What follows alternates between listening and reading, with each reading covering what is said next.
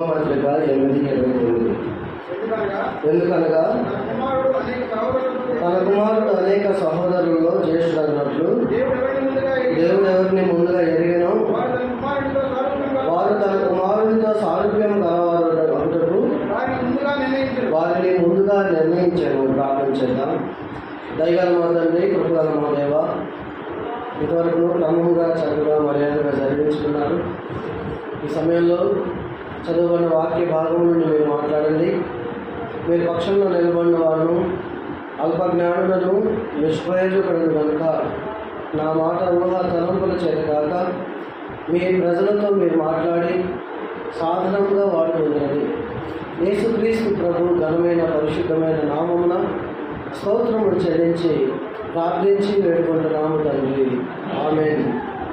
ప్రభునందు పిల్లగా, దేవుని వాక్యములో నుండి మనం రోమాపత్రిక 8వ అధ్యాయం 29వ వచనంలో దేవుడు ఎవరిని ముందుగా ఎరిగానో వారు తన కుమారునితో సారూప్యము గలవారుటకు వారిని ముందుగా నిర్ణయించెను అనే సంగతిని మనం చదువుకున్నాం. యేసుక్రీస్తు ప్రభు సారూప్యము తండ్రి అయిన దేవుని నుండి ఆయన కలిగి ఉన్నది మనకు ఏమి చూపించాడో అనే విషయాలను గత వారంలో ప్రభు మనతో ఏం మాట్లాడాడంటే, ఆయన దేవుని మహిమ యొక్క తేజస్సును, ఆయన తత్వము యొక్క మూర్తిమంతమునై ఉన్నాడని 2 విషయాలను మనతో ప్రభు మాట్లాడాడు. ఈ దినమున తండ్రి యొక్క పోలిక సారూప్యము కుమారునిలో కనబడుతున్న మరి యొక్క 3 సంగతులను మనం చూద్దాం. చూడండి, యేసుక్రీస్తు ప్రభు ద్వారా మనం దేవుని స్వరూపములోనికి, అంటే క్రీస్తు స్వరూపములోనికి మనం మార్చబడటానికి దేవుడు మనము ఎన్నుకున్నాడు, నిర్ణయించుకున్నాడు.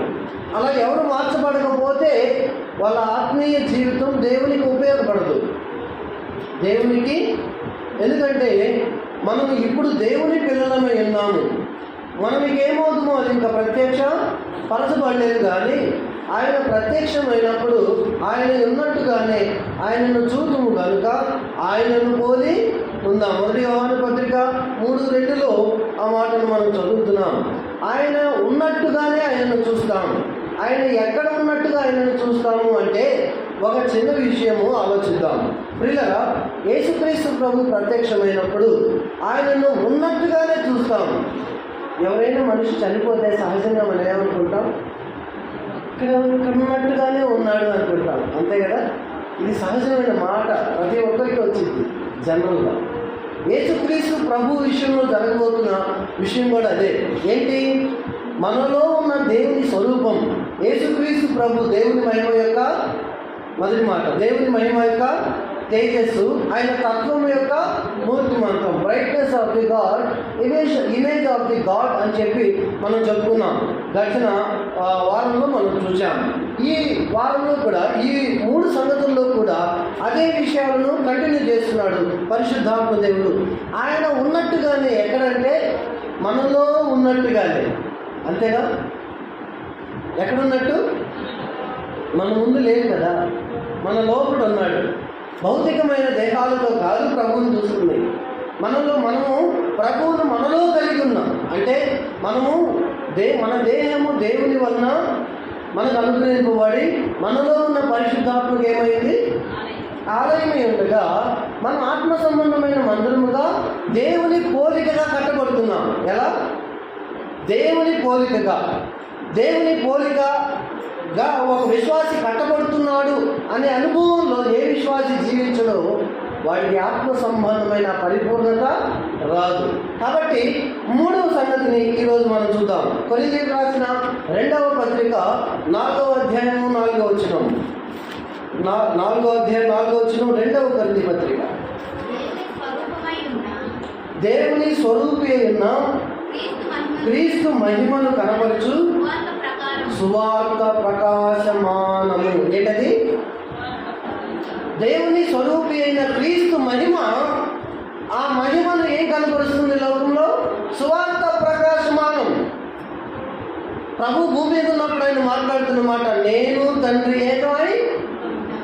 యేసుక్రీస్తు ప్రభువుని గురించిన వార్త లోకంలోకి వెళ్తుంది, సువార్త. అందుకని పౌలు రోమాపత్రిక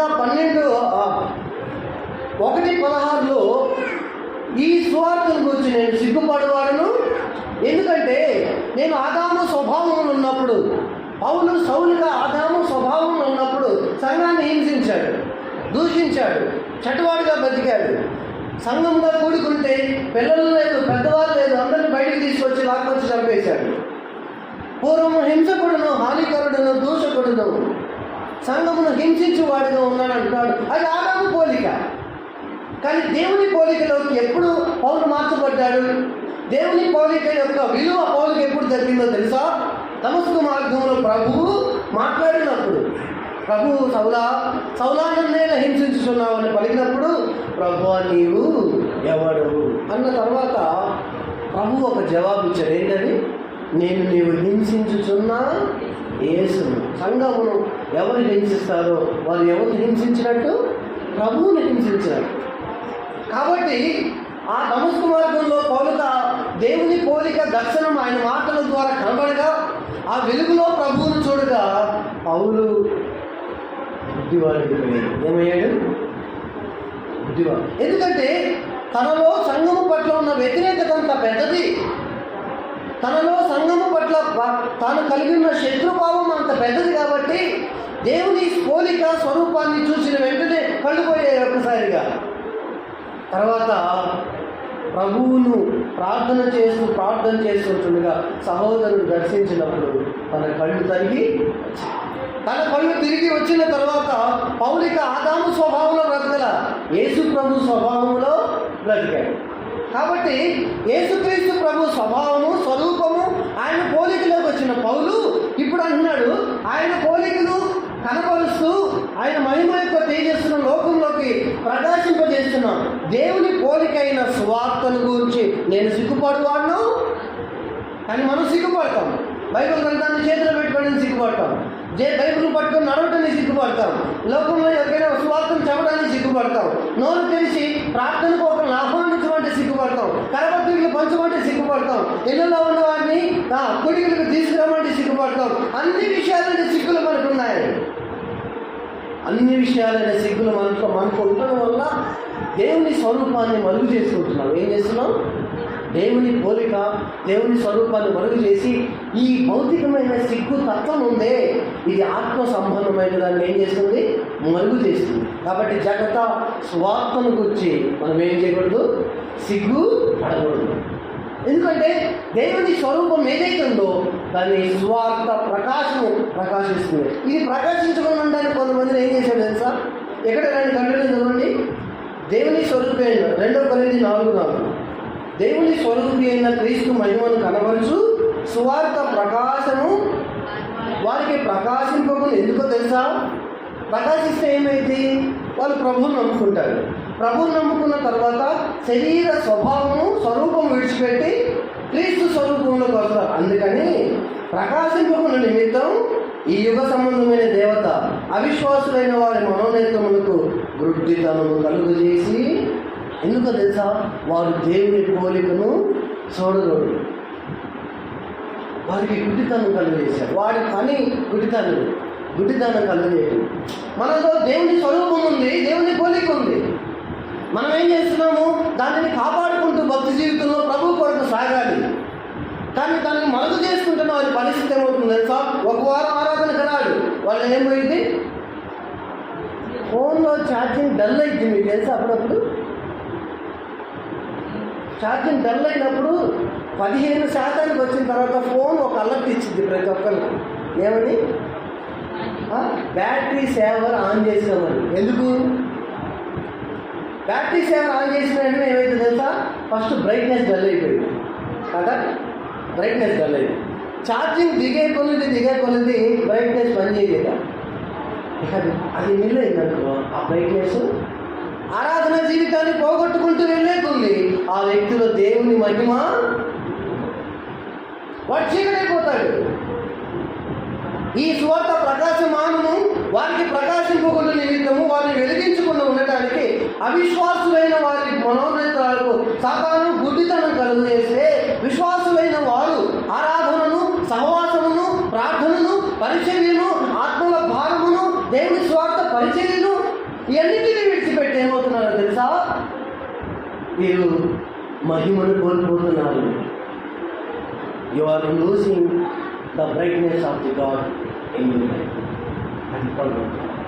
నువ్వు దేవుని మహిమను, దేవుని ప్రకాశమును నీ జీవితంలో కోల్పోతున్నావు. కారణం ఏంటి? ప్రభువు ఇచ్చిన తర్వాత దాన్ని నువ్వు ఏం చేసుకోవాలి? నిలబెట్టుకోవాలి. మొదటిది, యేసు ప్రభువులో కనపడుతున్నది ఏంటిది? దేవుని మహిమ యొక్క తేజస్సు, ఆయన తత్వం యొక్క మూర్తిమంతం. మూడో విషయం ఏంటి? సువార్త ప్రకాశ మానము. నాలుగో విషయం చూడండి, యోహాను సువార్త 14వ అధ్యాయం. నాలుగో విషయం చూడండి, యోహాను సువార్త 14వ అధ్యాయం 9-10 వచనాలు. యేసు పిలుపు, నేను ఇంతకాలం మీ యొద్ద నుండినను నీవు నన్ను ఎరుగువా? నన్ను చూసేవాడు తండ్రిని చూస్తున్నాడు కనుక తండ్రిని మాకు కనపరచుమని చెబుతున్నావు. తండ్రి యందు నేనును, నా యందు తండ్రి ఉన్నామని నీవు నమ్మటలేదా? నేను నీతో చెప్పుచున్న మాటలు నా అందరిపై చెప్పట్లేదు. తండ్రి నా యందు నివసించు తన క్రియలు చేయించున్నాడు. పరలోక రాజ్యం గురించిన సంగతులు చెప్పి నేను మరలా వచ్చి నేను తీసుకెళ్ళి అక్కడికి కూర్చోబెడతాను. మీ హృదయాలు కలవరపడే లేకుండా అక్కడ కూడా సిద్ధపడి ఉన్నాడని ప్రభు చెప్తుంటే పిలిపి ఏమని తెలుసు? ప్రభు ఒకసారి తండ్రిని ఒక చూపి కూడా అన్నాడు. అదే అంత పని చేసి పిలుపులో ఏం లేదు. నేను కుమారుడైన ప్రభు, తండ్రి అయిన దేవుడు ఒకడే ఉన్నాడనే సంగతి పిలుపు ఎరగలేకపోయాడు, తెలుసుకోలేకపోయాడు. మనం ఒకసారి వాక్యం వింటూ ఉంటాం, కానీ మనలో వాక్యం మీద వచ్చిన అవగాహన అదే అన్నాడు. పిలుపు, ఇంతకాలం నీ దగ్గర ఉన్నాను, నువ్వు దాని విషయాన్ని తెలుసుకోవా? నేనేంటో తెలీదా? తండ్రి నాలో ఉండి క్రియలు చేస్తున్నాడు. నేను తండ్రిని ఎవరూ చూడలా, ఆయన రొమ్మునున్న అద్వితీయ కుమారుని ఆయనను బయలుపరిచాడు. ఎలా? పిలుపు దగ్గరుండి చూశాడు. దగ్గరుండి చూసి కూడా తండ్రి యొక్క స్వరూపం క్రీస్తు ప్రభువులో ఉందని గుర్తుపట్టలేకపోయాడు. మనం చాలాసార్లు పొరపడతాం ఈ విషయాన్ని. వాక్యం వింటూనే ఉంటాం, కానీ వాక్యాన్ని గురించిన అవగాహనలోకి రాలేము. ఎందుకో తెలుసా? మనకు నిద్ర వచ్చేసింది, మనకు పనులు కనపడతాయి, మన కుటుంబాలు కనపడతాయి, ఇంట్లో వండుకోవాల్సిన వస్తువులు గుర్తొస్తాయి, ఇంట్లో కావాల్సిన భారాలు గుర్తొస్తాయి, ఐహిక విచారాలు గుర్తొస్తాయి. ఇవన్నీ మనకు కూడికలో కూర్చున్నప్పుడు వాక్యం వింటున్నప్పుడు గుర్తొచ్చి మనం ఏం చేస్తాం తెలుసా? దేవుని స్వరూపమును గురించిన గుర్తులు మనకు తెలియకుండా చేస్తాం. జాగ్రత్త, మోసపోవద్దు. దేవుడు వెక్కిరింప మోసపోవద్దు. పౌలు దేవుని ప్రభువును దగ్గరగా చూశాడు. పిలుపు ప్రభువును దగ్గరగా చూస్తున్నాడు. దగ్గరగా చూస్తూ కూడా ప్రభువుని ఎరగలేక ప్రభువులో ఉన్న ఇంకొక పోలిక స్వరూపం ఏంటంటే తెలుసా? తండ్రి తన క్రియలను యేసు ప్రభువులో ఉండి జరిగిస్తున్నాడు. యేసు ప్రభువులో తన క్రియలను తండ్రి జరిగిస్తున్నాడు. ఎందుకంటే ఆ విషయాలు యోహాను సువార్తలో ఆ క్రియలు ఏంటో చెప్తున్నాను. యోహాను సువార్త నేను అన్ని డిఫరెన్స్ చూడదు, ఆ విషయాలు మాత్రం చెప్తాను. ఆ క్రియలు ఏంటో చెప్తాను. 5 క్రియలు. తండ్రి యోహాను సువార్త 5:17లో తండ్రి పని చేస్తున్నాడు కుమారులో ఉండి. తండ్రి కుమారులో ఉండి పని చేస్తున్నాడు, అదే తన క్రియ. రెండవ విషయం 7:16 యోహాను సువార్తలో తండ్రి బోధ చేస్తున్నాడు కదా. కుమారుడు అంటున్నాడు, నా అంతటా నేను ఏమి తండ్రి నాకు నేర్పినట్టు. అది మూడో విషయం. 6:38 యోహాను సువార్తలో తండ్రి చిత్తము జరిగించడం అంటే తెలుసా? నేను ఒక పని చేయాలనుకున్నా, సరే నేను ఇక్కడ నుంచి మాటూరు వెళ్ళి రావాలని నేను అనుకున్నా. నేను మాటూరు వెళ్ళొచ్చా. ఇప్పుడు నా ప్లాన్ని నేనే, నా చిత్తాన్ని నేను జరిగించుకున్నాను. తండ్రి చిత్తము ఎవరు జరిగించాడు చెప్పండి? కుమారుడు జరిగించాడు. తండ్రి ఆలోచనలను భూమి మీద చూపించింది ఎవరు? తండ్రి మాటలను భూమి మీద పలికింది ఎవరు? తండ్రి ఆలోచనలను భూమి మీద చెప్పింది ఎవరు? తండ్రి నడిచింది ఎవరు? తండ్రి చెప్పినట్టుగా చెప్పింది ఎవరు? తండ్రి దగ్గర నేర్చుకొని వచ్చి ప్రవర్తించింది ఎవరు? తండ్రి తండ్రి తండ్రి తండ్రి అని నిద్ర లేచిన కానీ నిద్రపోయాక సిలువలో ప్రాణం పెట్టేదాకా తండ్రి నా ఆత్మ నీ చేతికి, తండ్రితో మాట్లాడుతూనే ఉన్నాడు. తండ్రి లేకుండా కుమారుడు ఏది కూడా అది తండ్రి చిత్తమును కుమారుడు జరిపించాడు. అది 3వ సంగతి. 4:8-28లో నేర్పినట్లు, తండ్రి నాకు నేర్పించినట్లు నేను మాట్లాడుతున్నాను. మొదటిది పని, రెండవది బోధ, మూడవది తండ్రి చిత్తము, నాలుగవది మాట్లాడటం. 5వ మాట 17:22 యోహాను సువార్తలో దేవుని మహిమను ఎవరికి ఇస్తున్నాడు? మనిషి దేవుని మహిమను ఇస్తున్నాడు. ఇది తండ్రి కుమారునిలో ఉండి ఆయన జరిగిస్తున్న క్రియలు. ఇదే విషయం మనం ఇక్కడ చదువుకున్నాం యోహాను 14. తండ్రి క్రియలు ఏంటంటే ఇవే: పని, బోధ, చిత్తము, మాట్లాడుట, తర్వాత మహిమను ఇష్టం. ఈ క్రియలన్నీ ఇంకా ఉన్నాయి. ఈ క్రియలన్నీ తండ్రి కుమారునిలో ఉండి జరిగిస్తున్నాడు. ఇప్పుడు చూడండి, తండ్రి ఉన్నాడు, కుమారుడు ఉన్నాడు. మనం పిల్లల్ని చూసినప్పుడు, పెరిగే పిల్లల్ని, వీడు అచ్చం వాళ్ళ నాన్నలాగే చేస్తున్నాడు అని అంటారు కదా. వాళ్ళ నాన్నలాగే చేస్తున్నారు. కొంతమంది అంటారు ఆ పనులను చూసి వాళ్ళ నాన్నలాగే చేస్తున్నారు అంటారు. ఇంకొంతమంది ఆ పిల్లలను చూడగానే అచ్చం వాళ్ళ నాన్న వాళ్ళ అమ్మకి కదండి గీలాగా. పోలికలు ఎవరు వచ్చినాయి? తండ్రి వాళ్ళు. క్రియలు ఎవరు వచ్చినాయి? తండ్రి. అలాగే తండ్రి పోలిక, తండ్రి క్రియలు ఎవరు చూపించారు? అది చిన్న విషయం, జాగ్రత్తగా అర్థం చేసుకోవాలి. తండ్రి పోలిక, తండ్రి క్రియలు. ఇది 5వ విషయం. తండ్రి కుమారునిలో తండ్రి క్రియలను మనం చూస్తున్నాం. మొదటిది ఏంటిది? దేవుని మహిమ యొక్క తేజస్సు. రెండవది ఆయన తత్వం యొక్క మూర్తిమానం, brightness and image of the god. 3వ విషయం సువార్త ప్రకాశమానం. 4వ విషయము తండ్రి యొక్క క్రియలు. 5వ విషయం చూడండి, కొలసీ పత్రిక 2వ అధ్యాయము 9వ వచనం. కొలసీ పత్రిక 2వ అధ్యాయము 9వ వచనం. ఏలయనగా దేవత్వము యొక్క జాగ్రత్తగా వినండి మాట.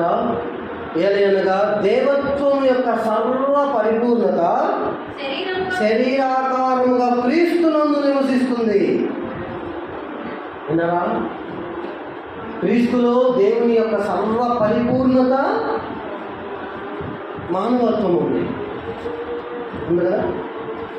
దైవత్వము, మానవత్వం యొక్క లక్షణాలు, గుణగణాలు, సహజ గుణాలు ఉంటాయి.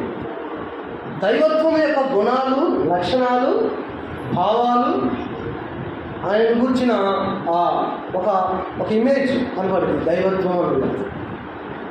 మానవ తత్వం వేరు, దైవిక తత్వము వేరు. ఒక్కోసారి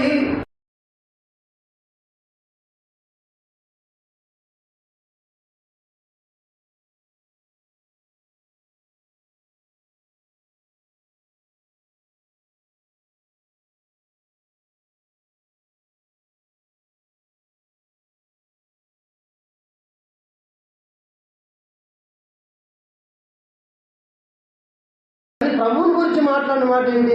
మనకు శిశువు పుట్టెను, మనకు కుమారుడు అనుగ్రహించబడెను, ఆయన భుజముల మీద, శిశువు మీద రాజ్యభారం అవుతారండి ఎవరైనా? ఎందుకంటే ఆయన దేవుని యొక్క సర్వ పరిపూర్ణత ఎవరిలో ఉంది? పరలోక రాజ్య భారం మొత్తం ఎవరి మీద ఉంది? యేసు ప్రభువు పైన ఉంది.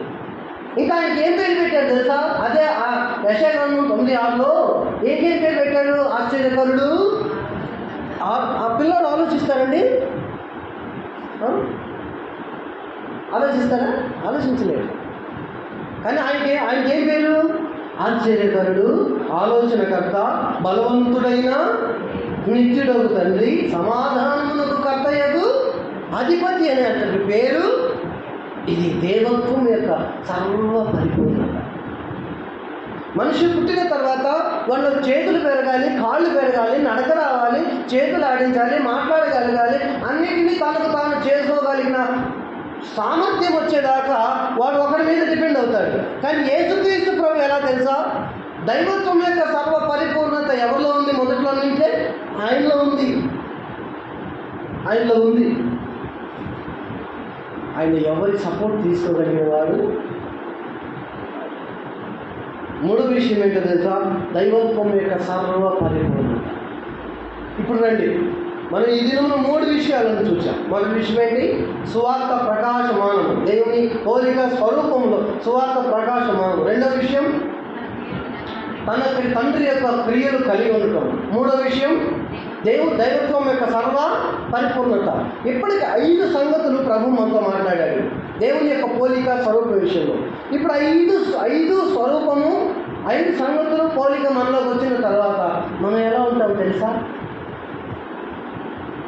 లోకంలో మనం ఎలా ఉంటాం తెలుసా? పరమగీతముల గ్రంథం 2వ అధ్యాయం 2వ వచనం. ఈ 5 గుణగణాలు వచ్చిన తర్వాతే అది జరిగింది. ఏది? పరమగీతముల గ్రంథం 2వ అధ్యాయం 2వ వచనం. 2వ అధ్యాయం 2వ వచనం. బలురక్కసి చెట్లలో వల్లి పద్మము కనబడినట్లు స్త్రీలలో నా ప్రియురాలు. ఎందుకు వల్లి పద్మం అంటే చెప్పాను ఇంతకుముందు చెప్పుకున్నాను. లిల్లీ పువ్వు. ఏంటది? లిల్లీ పువ్వు. వల్లి పద్మం అంటే లిల్లీ పువ్వు. బలులు ఆకాశ చెట్లు ముళ్ళు చెట్లు కూడా పూలు ఉంటాయి. వాటికున్న పూల మధ్య ఒక లిల్లీ పువ్వు పెట్టండి, వాటిలో ఇది కలిసిద్దా? లిల్లీ పువ్వు కలదు. దాని అందం వేరు, దాని స్వభావం వేరు, స్వరూపము వేరు, దాని పోలిక కూడా వేరు. అలా లోకంలో ఉన్న సకల జాతుల మనుషుల మధ్య వారందరినీ ఎలా చెప్పాడు? బలురక్కసి. వాళ్ళందరి మధ్య దేవుని స్వరూపం కలిగి ఉన్న మనుషులందరమైన మనమందరం ఎలా ఉంటాము? లిల్లీ పువ్వులాగా ఉంటాము. మన స్వరూపం వేరు, మన స్వభావం వేరు, మన పోలిక వేరు. ఎప్పుడు వస్తుందో తెలుసా? అవి కలిగి ఉన్నప్పుడు నీలో దేవుని మహిమ ఉందా? దేవుని మహిమ నాలో ఉందనే ఆలోచన నీకు ఉండాలి. నీలో యేసుక్రీస్తు ప్రభు మూర్తిమంతం, ఆయన తత్వము, ఆయన గుణగణాలు ఉన్నాయా? ఆయన ఇమేజ్ ఏదో చూపించగలిగిన సామర్థ్యం నీకు ఉండాలి. సువార్తను ప్రకటించగలగాలి. నోరు తెరవలేదు. జీవితంలో ప్రభువును నమ్ముకున్న తర్వాత ఒక్కరికైనా నోరు తెరిచి సువార్త చెప్పినట్టుగానే, ఒక్కరికి ఒక్క ఆత్మనైనా రక్షించినట్లుగానే మన హిస్టరీలో ప్రభు కనపడిద్దారు. కనపడిద్దండి. యేసు ప్రభు ఉంటే ఆయన ఊరుకోడు. పగలంతా బోధ చేశాడు, పరిచయం చేశాడు, రాత్రి అంతా ప్రార్థన చేశాడు. మనం పగలంతా పని చేస్తాం, రాత్రి అంతా నిద్రపోతాం. రాత్రి నిద్రపోవడం సరే, క్రమకూడికి నిద్ర టైం కాదు. ఆడకొచ్చి కూడా నిద్రపోతుంటాడు. మళ్ళీ ఇంటికి వెళ్తారు, తింటారు, మళ్ళీ ఆ పని కొట్టుకుంటారు, తెల్లారు వేస్తారు, మళ్ళీ పనికి పోతారు, మళ్ళీ సాయంత్రం వస్తారు, మళ్ళీ క్రమకూడుకుంది, మళ్ళీ నిద్రపోతారు, మళ్ళీ పోతారు.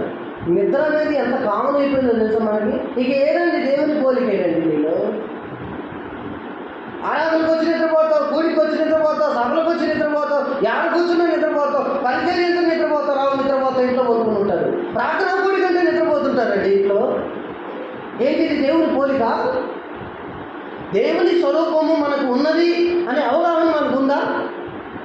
నాడు దేవుని స్వరూపము లేని వాడిగా పౌలు ఎలా ఉన్నాడు? దేవుని స్వరూపంలోకి మార్చబడిన తర్వాత పౌలు ఎలా ఉన్నాడు? అంటున్నాడు, బ్రతుకుట చావైతే. కారణం దేవుని స్వరూపం, దేవుని పోలిక నిన్ను అంత త్యాగానికి గురి చేస్తుంది. కానీ నువ్వు ఇప్పటికీ ఆ త్యాగంలో లేవు, ఆ సమర్పణలో లేవు అనడానికి ఆధారం, రుజువు ఎందుకు దేని వల్ల తెలుసా? నీలో దేవుని స్వరూపం ఉందనే అవగాహన నీకు వద్దు. నాడున్న పిలుపులాగా, ప్రభు ముందు ప్రశ్న అడిగిన పిలుపులాగా బతకొద్దు. అవగాహన కలిగిన భక్తి జీవితం గడుపు. దేవుని పోలిక, దేవుని స్వరూపం నాకు ఇవ్వడిందనే విషయాన్ని అవగాహన చేసుకో బ్రతుకు. ఆ క్రియలో బ్రతుకు, ఆ మాటల్లో బ్రతుకు. నువ్వు మాట్లాడితే ఏమవ్వాలి చెప్పమా? సరే చూద్దామండి. ఎబిసి పత్రిక 5. ఆ పోలిక, దాని పోలి నడవండి అని చెప్తున్నాడు. ఎబిసి పత్రిక 5 మొదటి వచనం. కావున మీరు ప్రియులైన పిల్లల వలె ఎలాగ నడవాలి? అమ్మా వింటున్నారా? ఎవరు నడవాలి? ఇక్కడ చెప్పి ప్రసంగం చేసేవాళ్ళ పరిచయం చేసేవాళ్ళ పెద్దల ఎవరు నడవాలి? మీరు సంఘంలో ఉన్న నువ్వు నేను ఎవరిని పోలి నడవాలి?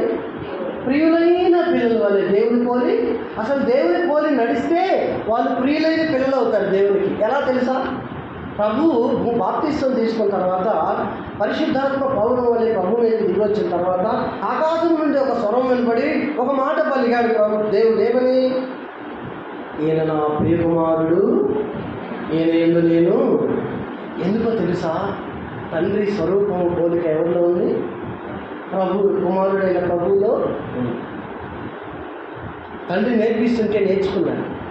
ఇలా మాట్లాడమంటే అలా మాట్లాడాడు, ఇలా నడవమంటే అలా నడిచాడు, ఇలా నిర్ణయించుకోమంటే అలా నిర్ణయించాడు, ఇలా సాగమంటే అలా సాగాడు. తన సొంతంగా తాను ఏది చేయలేదండి, తండ్రి ప్రణాళిక లేకుండా, తండ్రి పర్మిషన్ లేకుండా. కానీ మనం చేస్తాం. కుమారునికి మనకు తేడా ఏంటో తెలుసా? ఆయన చేయడు తండ్రి చిత్తం లేకుండా. మనము తండ్రి ఆలోచనకి విరుద్ధంగా ఆయన చేయడు, మనం చేస్తాం. అందుకని మనం నిద్రపోతుంటాం. తండ్రి ఆలోచన లేకుండా ఆయన చేయడు, మనం చేస్తాం. అందుకే మనకు వరాలు ఉన్నాయని మనకు తెలియదు, వరాలను ఉపయోగించుకోలేము. తండ్రికి ఇష్టం లేకుండా కుమారుడు చేయడు. అందుకని పరలోకం నుండి బాప్తీసం తీసుకున్న దినమునే ఈయన నా ప్రియ కుమారుడు. కారణం ఆయన వాళ్ళు మనం ప్రియులైన దేవుని పిల్లలకు పోలి నడవాలి. అప్పుడు ఏం చేస్తాడు తెలుసా? నువ్వు ఎక్కడికైనా నడుచుకుంటూ వెళ్ళావు, మా తండ్రి ఆనందపడతాడు పరలోకంలో. నువ్వు ఏదైనా మాట్లాడావు అనుకో, తండ్రి ఆనందపడాలి.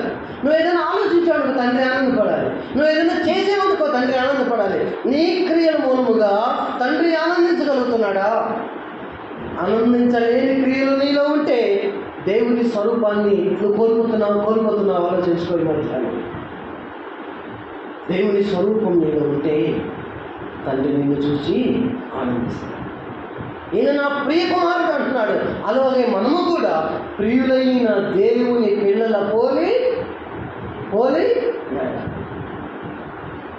నడవాలి. పోలిక ఎక్కడ ఉంది? విశ్వాసి పోలికను ఎక్కడ చూపించాలండి? నడతలో. ఎక్కడికి వెళ్తున్నావు అంటే ఫంక్షన్కి వెళ్తున్నావు అంటున్నావు. ఈరోజు విజ్ఞాపన ఉంది కదంటే ఫంక్షన్ ఉందంటారు. ఇది దేవుని పిల్లల పోలిక కాదు. ఆ పెళ్లి పెట్టుకున్నా కూడా ఆదివారమే పెట్టుకుంటాడు, విజ్ఞాపన టైంలో పెట్టుకుంటాడు. ఎందుకంటే వాడికి వాక్యం లేదు. వాడు పెళ్లి పెట్టుకున్నాడని పెళ్లి పెద్దలుగానో బాధ్యతనో పెళ్లి కొడుకనో అత్త కొడుకనో ఏదో కారణం చెప్పి నువ్వేం చేస్తావు? ఆరాధనను అనుకోబోతావు. ఇది దేవుని పిల్లల పోలిక కానే కాదు, సాతాను పిల్లల పోలిక. వాడు వాళ్ళకి గుడ్డితనం కలిగజేసినట్టు నీకు కూడా గుడ్డితనం. ఏదో ఒక విషయం నుండి దేవుని పోలిక నుండి నిన్ను తప్పించాలనేదే సాతాను ప్రయత్నం. నువ్వేం చేస్తావు తెలుసా? పడిపోతుంటా, లోకాన్ని చూపిస్తాడు, ఆశలు చూపిస్తాడు.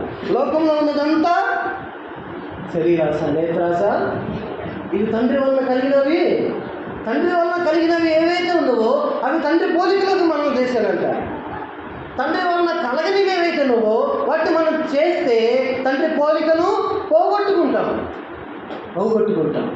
ఇప్పుడు మనం ప్రియులైన దేవుని పోలి నడవాలి. నడవకుండా శాస్త్రులు పరిచయం ఎలా ఉన్నారో తెలుసా? వాళ్ళలో ఒక పోలిక కనపడింది, చెప్పి ముగిస్తా. వాళ్ళలో ఒక పోలిక కనపడింది ప్రభువుకు. మత్తయి సువార్త 23లో శాస్త్రులు పరిచయంలో ప్రభువుకు ఒక పోలిక కనపడిందండి. మత్తయి సువార్త 23వ అధ్యాయం 27వ వచనం. 23-27 మత్తయి సువార్త. అయ్యో వేషధారులైన శాస్త్రులారా, పరిసయ్యులారా, మీరు సున్నము కొట్టిన సమాధులను పోలి దేని పోలి ఉన్నారు? అది ధర్మశాస్త్రం ఆశ్రయిస్తే సున్నము కొట్టిన సమాధులు అవుతారా? ధర్మశాస్త్రాన్ని ఆచరించారు కానీ దయ్యను వదిలిపెట్టారు, కనికరాన్ని వదిలిపెట్టారు. ధర్మశాస్త్రాన్ని ఆచరిస్తున్నారు కానీ అబద్ధ సాక్ష్యాలు చెప్పిస్తున్నారు. పైకి భక్తి గల వారి వలె ఉన్నారు, దాని శక్తిని ఆశ్రయించిన వారుగా ఉన్నారు. వాళ్ళెవరు? సున్నము కొట్టిన, విశ్వాసిగా కనబడుతున్న అవిశ్వాసులు, విశ్వాసుల్లో కలిసి ఉన్న అవిశ్వాసులు, విశ్వాసుల సంఘాల్లో ఉన్న అవిశ్వాసులు. ఎవరు వీళ్ళు? సున్నము కొట్టిన. ఇది దేవుడి పోలిక కాదు, దేవుని పోలిక కాదు.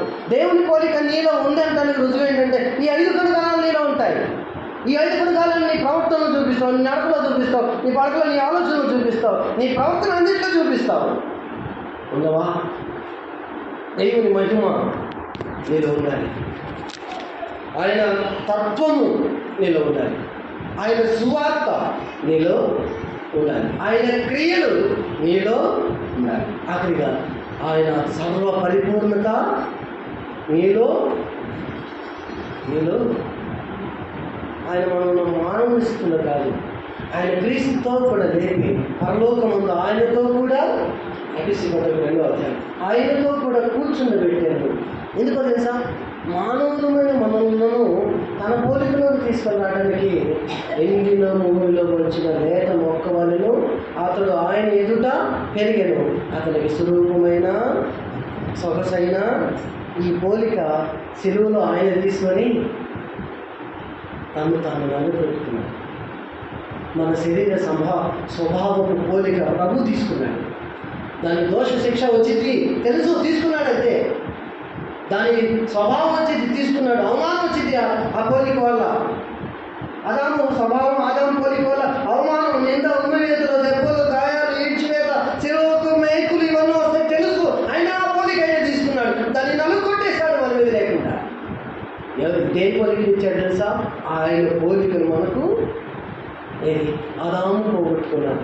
ఆదాము ఏదైనా తోటలో పోగొట్టుకున్న పోలికలు విశ్వాసం ఉంచిన దినమున నీలో నాలో ప్రభు నాటుతున్నాడు. ఆ పోలికలో మనం పెరగాలి, ఆ పోలికలోనే పెరగాలి, ఆ పోలికలో వృద్ధి చెందాలి, ఆ పోలికలో నడవాలి. అప్పుడు ప్రియులైన దేవుని పిల్లలను పోలి నీ జీవితము, నా జీవితం ఒకరు చెప్పి అలాగ ఉండాలి అని చెప్పడానికి సరిపోయిందా? సరిపోకపోతే నీలో దేవుని పోలిక లేదంటే విశ్వాసమే, నీవు నేను విశ్వాసమే. కానీ ఎవరికి మాదిరిగా లేకపోతే మనం దేవుని పోలికలో లేనట్టే. సున్నము కొట్టిన సమాధుల్లాగా బ్రతుకుతున్నాం సంఘంలో. జాగ్రత్త. నిన్ను చూసి నేర్చుకోవాలి, నిన్ను చూసి ఆలోచించాలి, నిన్ను చూసి ఒకరు నడవాలి, నిన్ను చూసి ఒకరు ప్రభావితం చెందాలి, నిన్ను చూసి ఒకరు ఉజ్జీవింపబడాలి, నిన్ను చూసి ఒకరు ఆదరణ పొందాలి, నిన్ను చూసి ఒకరు నేర్చుకోవాలి. ఇవన్నీ నీలో ఉంటాయి ఎప్పుడు దేవుని పోలికలు నువ్వు జీవితంలో కలిగి ఉన్నప్పుడు. ఇవి నీ జీవితంలో లేకపోతే నువ్వెవరివి? నువ్వు నేను ఎవరివి? సున్నము కొట్టినా ఏమవుతాను? దేవుని వాక్యం మనల్ని మనమే విమర్శించుకొనకపోయింది కదా తీర్పు పొందగా విమర్శించుకో. నీ భక్తి జీవితాన్ని ఒకరు విమర్శించే అవకాశం లేదు. నిన్ను నువ్వే విమర్శించుకో. వాక్యం విన్న వెంటనే నాలో ఇది ఉంది లోపం అని విమర్శించుకో. నేను సరి చేసుకోవాలనే విమర్శకు నీ మనస్సును నువ్వు గురి చేయి. నీ జీవితాన్ని నువ్వు గురి చేసిన తర్వాత దానిని విడిచిపెట్టి మళ్ళీ ఎవరిని పోలి నడుపు మొదలు పెట్టాలి? మాదిరిగా ఉన్నవారిని తీసుకొని వాక్యాన్ని తీసుకొని వాక్యం వింటూ మాదిరి కలిగిన భక్తి జీవితం సాగాలని ప్రభు కోరిక, ప్రభు ఆకాంక్ష, ప్రభు ఉద్దేశం మన జీవితాల పట్ల. మనము తన కుమారునితో సారూప్యము గల వారు అవ్వాలి. రోమపత్రికలో మనం చదువుకున్న విషయం అది. అందుకనే మనం ముందుగా నిర్ణయించుకున్నాడు. దేవుని నిర్ణయం మనం ఆయన పోలికలోకి రావాలి. జాగ్రత్త. ఈ విషయంలో ఒకరికి కాదు, నీకు నువ్వు, నాకు నేనుగా దాని విషయంలో ఆ పోలికల విషయంలో ముందు కొనసాగుతాను. పరిశుద్ధాత్మ దేవుడు మనకు సహాయం చేయండి. ఆమేన్.